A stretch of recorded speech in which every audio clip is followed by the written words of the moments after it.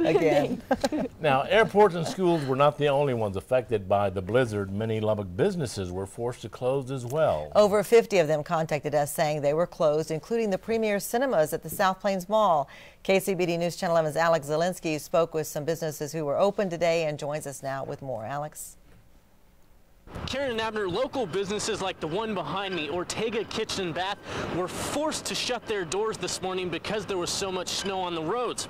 And even though it means a massive loss in business for the day, they said it's something that they had to do. I heard blizzard warning yesterday when it was like almost 70 degrees outside. I almost didn't believe it, but I guess it's Texas, so that's what you gotta expect. Tyler Thompson put the Jimmy John sign on top of his car. All right, wish me luck.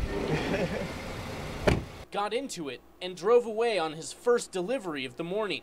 But when he woke up, he wasn't sure if he was going to have to go to work. We got up this morning to snow literally piling up on our front door. We had to scrape it all off. There was a good 6 inches piled onto the car window.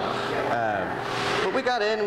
The roads were not too bad down the main roads here, but once you kind of branch off, it kind of got a little scary. But I think we can handle it. Tyler worked until 2, after which he said he and his friends were headed over to McKenzie Park to build a snowboard ramp and continue to have fun in the wintry weather. But for Melissa Silva and the business she works for, today is money lost. I wouldn't have a guess, but quite a bit with customers calling and coming in to pick out material and stuff like that. So it does impact our business. She works for Ortega Kitchen and Bath by Venetian Marble on Clovis Road and says they had to shut down for the safety of their workers, and they will have to work extra hard to get back on track.